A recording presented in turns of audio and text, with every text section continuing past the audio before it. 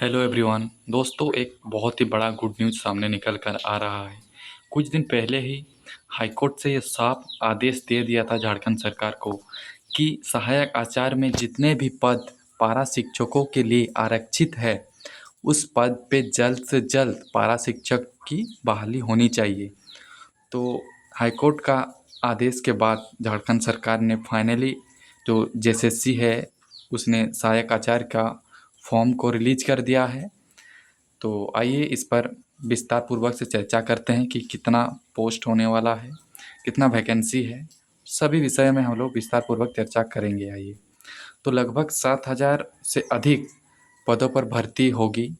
मतलब जितना पारा शिक्षकों के लिए आरक्षित रखा गया है सीट को, उन सभी सीटों पर लगभग बहाली हो जाएगी इस बार। आई थिंक विज्ञापन तो निकाला है 7,000 पदों के लिए। आई थिंक देख पाते हैं कि कितना पारा टीचर क्वालिफाई कर पाते हैं इस एग्ज़ाम को, क्योंकि जब 26,001 पदों पे बहाली आया था, लगभग उसका 50% भी शायद फुलफ़िल नहीं हो पाया था, क्योंकि पारा शिक्षक क्वालिफाई ही नहीं कर पाए थे, क्योंकि उस वक्त तो टेट पास उतने अभ्यर्थी थे नहीं, ज़्यादातर पारा शिक्षक ही थे, तो ज़्यादा क्वालिफाई तो नहीं हुआ। आई थिंक मुझे जितना लग रहा है कि 10 से 12,000 तक ही शायद वैकेंसी फुलफ़िल हुआ था 26,001 वैकेंसी में। ठीक है, अगर उसी प्रकार इस बार भी होता है तो बहुत ही ख़राब होगा मेरे हिसाब से। पूरा 7,000 पदों पे भर्ती हो जाना चाहिए।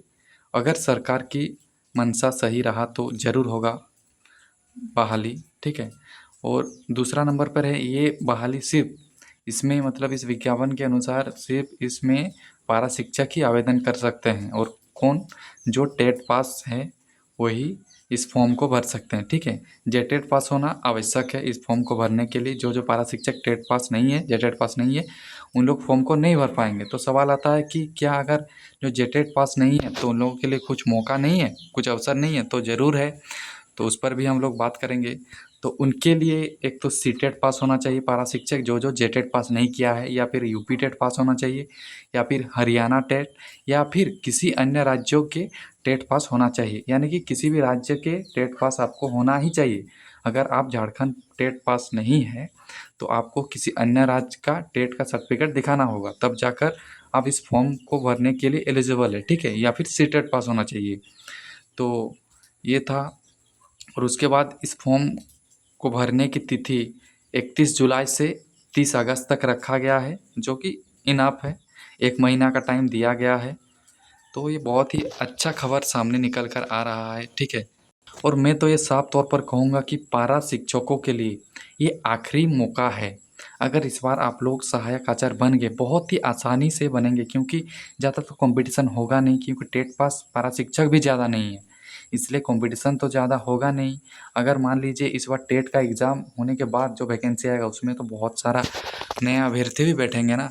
तो आप लोगों के लिए सुनहरा मौका है, आप लोग किसी भी हाल में इसको जाने ना दीजिए। ठीक है, और ज़रूर से ज़रूर इसको, इस तैयारी, इस एग्ज़ाम के लिए तैयारी शुरू कर दीजिए अभी से, और जल्द से जल्द इसका एग्ज़ाम भी कंडक्ट करा लिया जाएगा।